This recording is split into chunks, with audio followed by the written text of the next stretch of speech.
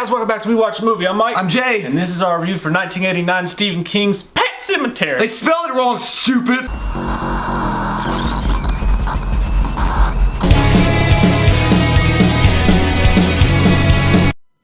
Come on out. I brought you something. So we just did a live stream for this, and if you guys want to check that out, that's also on our channel. We watched the whole movie with you guys, and that was actually the first time I've seen it since I was a little kid, and it fucked me up, man. Got you good. Jesus. 1989, Mary Lambert, directed off Stephen King's movie. Now, I watched a documentary on it the other day, too, and I rewatched it again, just to take in the darkness, Steve. Cool. And I actually made my kids watch it with me, because I was like, see, don't play in the fucking road. I actually did do that. I know that I'm just now watching this and jumping on this Pet Sematary train, but it's become instantly one of my favorite horror movies of all time. It's one of those movies that, back in the 80s, when they were making a lot of Stephen King movies, or, like, I think that there was a time when there was a big bulk of Stephen King movies that came out around the mid-80s to the mid-90s.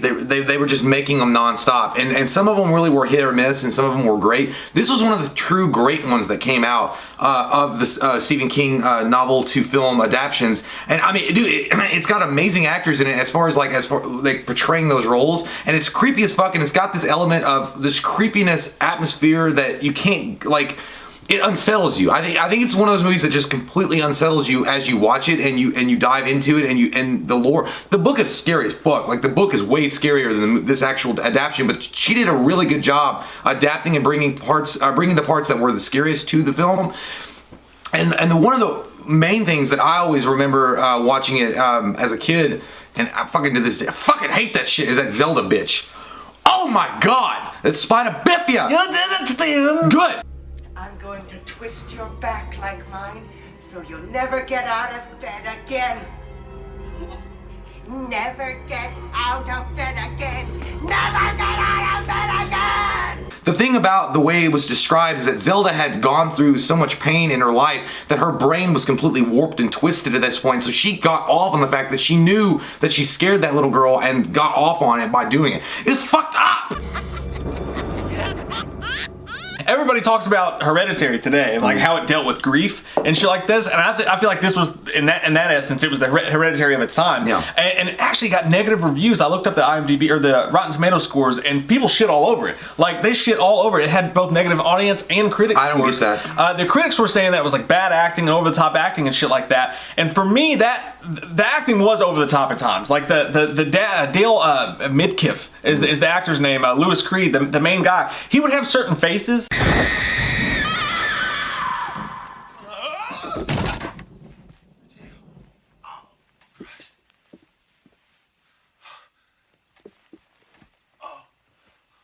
I just felt like overtopness added to the film because it was so dark, and then you had these people that were so over the top, and that's what I mean. I think it fit well. And I think it's a showcase of, yes, there's supernatural horror going on in throughout the movie, and there's other things happening that are classical horror stuff. But I think really when you mentioned like it's dealing with grief, I think it delves into the fact that you watch a man that is pretty stable in his life, and he has a really good home, and he has a good family life, slowly sink into what I at the very end of it, it's basically crazy madness. Like, he goes crazy.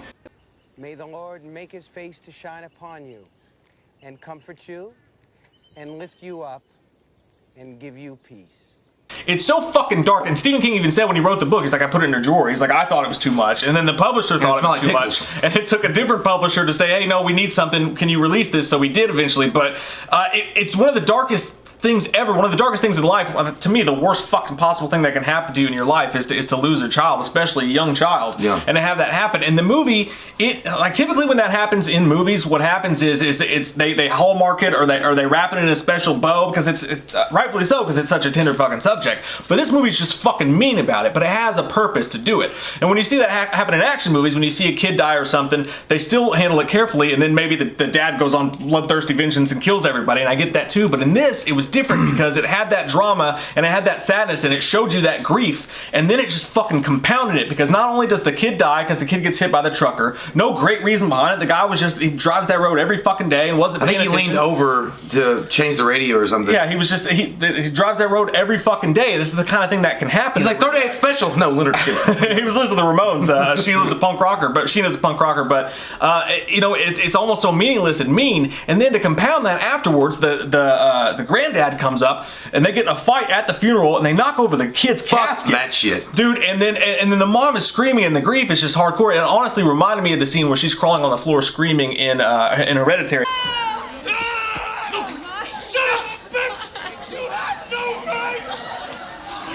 What's wrong with you? It's your son's funeral. Get hold of yourself, please.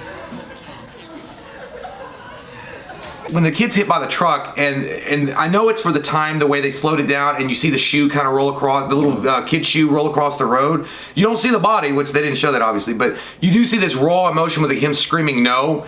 Like, and the camera kind of pans, like that whole scene and the way that it was shot and the way that it looked, even like, I don't know if they had slowed it down like frames per second, but it just looked fucking good, and it, like, you could feel like it just felt like the rawest emotion I could ever think of, like, captured on film. And then the movie's mean enough and ballsy enough, and like I said, it's not mean like in a... First off, I want to know who got Granddad a goddamn tonic and gin before he came to the fucking wedding or the funeral, you bastard. It's not a fucking, like, I mean, they don't do it, it's not a Cannibal Holocaust thing, like, they're not doing it to be gross or mean, but like when he's screaming no, and they like do the flashes of the kids' pictures and shit like that, dude, it's fucking just mean. Yeah. And then, and you guys could see my reaction to the fucking live stream, that shit was legit, like I wanted to crawl in a fucking hole. When not only does his kid die one fucking time, but when he brings him back and he wakes up and the kid's there and the kid calls him on the phone and he's talking to that cute little 2-year-old's voice and he's like, Daddy, come play with me, and it's so cute and fucking innocent, and then he goes there. He goes, I play with Judd, I play with Mommy, now I want to play with you. Fuck that!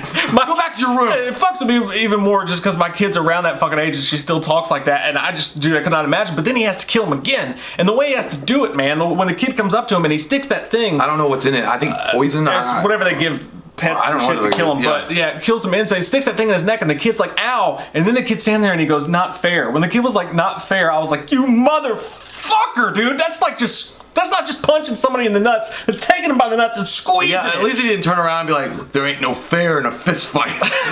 Yeah, I mean, and it was fucked up, and at that point, the guy's completely gone. He's completely damaged. He has nothing left. His wife had already been murdered by his son, and now he's like, I'm just gonna bury her up in the fucking pet cemetery, and I'm gonna hope for the best. Because, Victor Pascal, the ghost, which is weird, but it's cool. I do like the guide, is basically warning him that, you can't do this, and because you were so kind to me when I was dying, I'm here to help you not do this. Like, it's a terrible tragedy, but you have to move on with your life. You can't bring anything good from this. That place was never meant for the living, kind of thing. I was like, fuck the... God, Pascal! I love the scream by Victor Pascal screaming no, because he knows he's failed as his guide, because he's gonna do it and he can't stop him. And then, waiting there, and then she comes in, her eyeballs all fucked up, and and he just waits for her to kill him. Like, why couldn't you just be Bruce Campbell for 1 second and be like, honey, you got real ugly, and then whip her ass?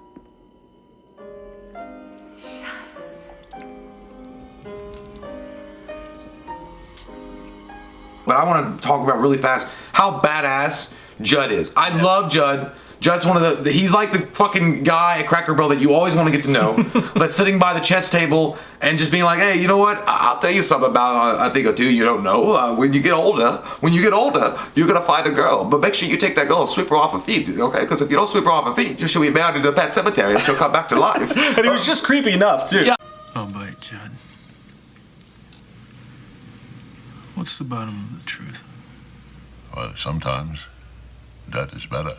It's when Lewis says, did anybody ever bury a person up there? He's like, why would you even ask that? He just knocks over his beer. He's like, why would anybody do a damn thing like that? And then eventually you do that flashback of that one guy that did it. Like that, dude, the movie is put together so beautifully and so fucking well. I cannot believe how much crack people were putting in their butthole when they reviewed this movie back in the day. I can't believe it. Like, I cannot, like, this movie would be fucking certified fresh for sure if I was on, even revolved at all. I think if it came out today, it would be too, which obviously it is with the remake. But no, Mary Lambert did it, and she was a music video director at the time. The way that she layered this is something people fail with Stephen King movies all the time, because like a Stephen King book has so many different layers. That's why the books are fucking huge, you know? They have so many different things in them. The way that he put Pascal in there, the way she put Pascal in there, the way, and Stephen King adapted the script himself. So, but the way that all that shit was put in there and layered, it flowed so nicely, and they found space for all of these important things, like Zelda. Like, easily you could have seen somebody be like, oh, Zelda doesn't fit, but she was important, so they put her in there, and the way that they did that. One thing I want to mention that I found the second time I watched it that I thought was interesting. I think in my mind, what happens is when they bury them, and I don't think this is actually right, this is just the way I saw it, when they bury these people up there, that it's not their soul that comes back to them, it's a demon soul. It is a demon that fills them up. Because when you watch the cat, after the cat comes back, there's one scene that's kind of funny, but I picked up on it. He changes the station, and the cat's sitting there, and the cat's laying there, and it's watching TV, and when he turns off the TV, the cat literally looks at him and goes, and it's like the demon was trying to watch the fucking TV. So I think, like you said, I think that demons actually replace their soul, so it's not even actually them at all. Like, I don't remember, I can't remember, I read the book, it's been a while, but I remember, like, it was specific, like, when Judd says they don't come back the same, or when there was it's because there was a curse put on that land, so it's like, whatever monster or demonic gateway they opened up, when you bury it there, it's kind of like to fuck with you, that they bring the body back, but obviously it's not them, it's whatever creature or entity wants to get out of that ground using that vessel.